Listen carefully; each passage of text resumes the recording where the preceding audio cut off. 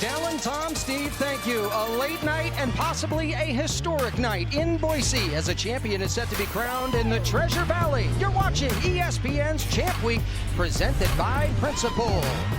The stakes are sky high in the Big Sky for tonight's conference championship game. Idaho Central Arena, that's the place to be as the underdog story of the year and maybe in the history of the conference tournament. The Lumberjacks of Northern Arizona square up with the defending champion, the Bobcats of Montana State. We take a look at the bracket. You see how we got to this point. Each of these teams with some fun fireworks in the semifinals to end up here on this stage. Good evening, everybody. Thanks so much for being up late with us. Alongside former Big Sky Coach of the Year, Joe Cravens, I'm Tony Parks. Coach, the Northern Arizona Lumberjacks and the Montana State Bobcats met up twice this year. The first time, Montana State handled them. The second time, Northern Arizona led for 38 minutes, lost at the very end. However, Northern Arizona has been a very different team in March.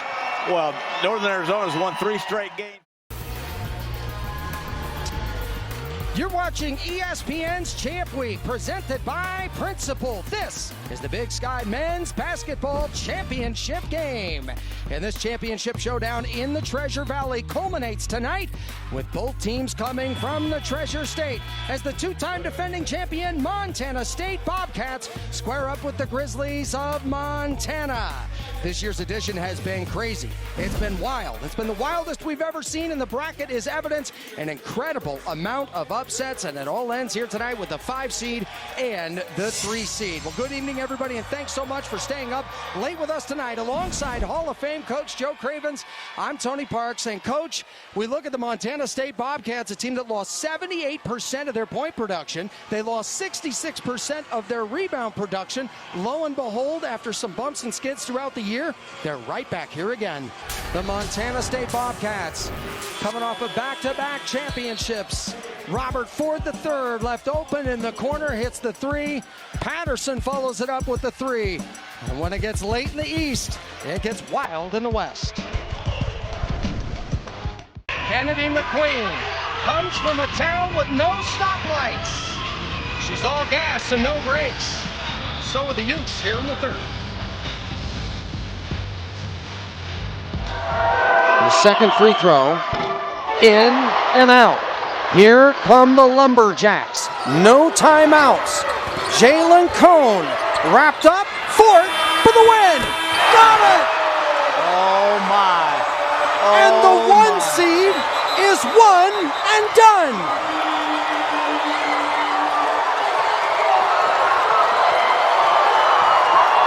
Making that gap, Dylan Jones may have to give it up for a jump shot. Jones winding it all the way down for the win. MVP indeed.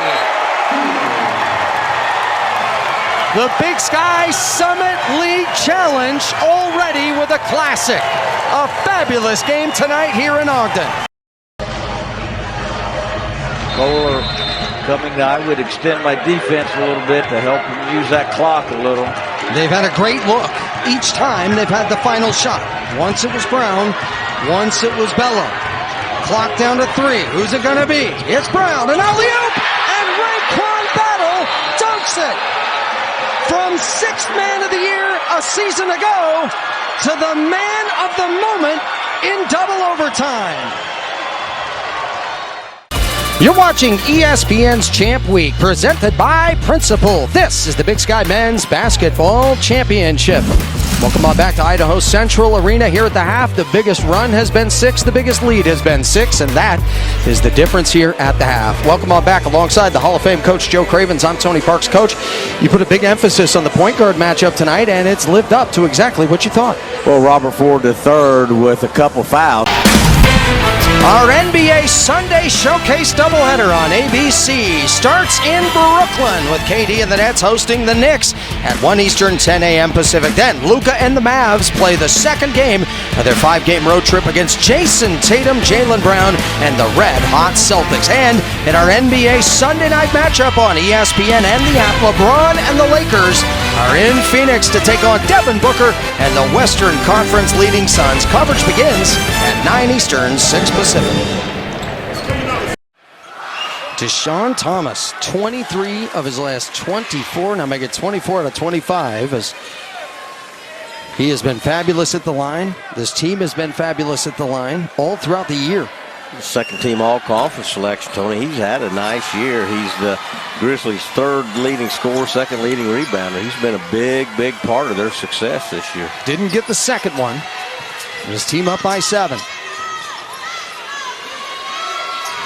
Eddie Turner, the third, goes into that paint again, leans again, and scores again. Eddie Turner, the third, with a nice start to this second half.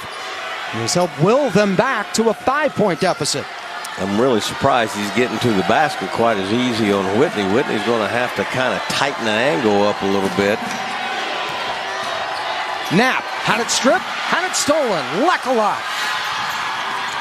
Here comes Ford with the hesitation move. The floater on the base, got his own.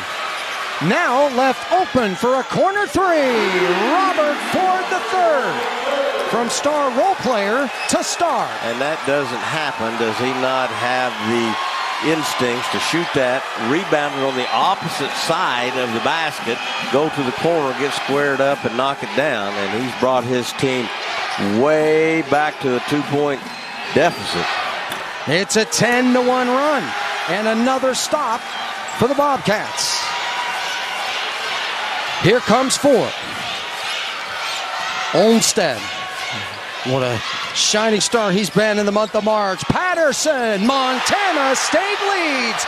And a crispy three-piece to put them up by 1. How about that? Tyler Patterson, his third pull-up of the game, creating his own shot off the dribble, something he couldn't do, I don't think, in his previous years with Montana State. He's playing in his 4th conference championship game. He's been around, Tony, and he's kind of showing that he's been around. They've erased an 11-point deficit. The Bobcat fans making noise, and with 1 second left on the shot clock, Thomas is fouled. He'll go to the line. The Montana State Bobcats coming off of back-to-back championships. Robert Ford III left open in the corner, hits the 3. Patterson follows it up with the 3. And when it gets late in the East, it gets wild in the West. And for Neepkins, former player of the year in the state of Minnesota, state tournament record for points in a game. Chia for the first of 2. Chia, who doubled her scoring average this year. A number of players wanting to elevate. You've talked about the difficulty between trying to do more without trying to do too much. Exactly. You have to know yourself. For Chia, like, what is it that you do well? And just do it more consistently and more aggressively from the start of the game. Don't get outside of yourself trying to do things that are not part of your game, which is really difficult to do. McQueen around Ross, finds an alley and scores it. Utah back up by 10. Nice hezzy by McQueen there. Got the defense to relax a little bit and allowed her to put the ball on the floor and attack the paint. Chia, the mid-range jumper, runs off the rim. Ross the rebound. Utah with their biggest lead at 10, looking to add on to that. Ross fumbled it for a moment, but got it back. Vieta having to win to that. Now gets a step inside. Finds Neepkins. She's on the drive, cut off, but one too many steps. Gives the ball back to Princeton. Great job by Tabitha Amanzi coming over and help side and forcing Neepkins to get a little bit out of order there, taking an extra step and turning the ball over. It feels like the pace and the tempo has elevated a little bit here in the second half by both teams. Both teams have done a good job of getting out in transition. Utah had hit 11 out of 14 in the past 14 field goal attempts. Here's Amanze, who's had double digits in 3 of her last 4. A jumper on the way in, good from Sky Belker.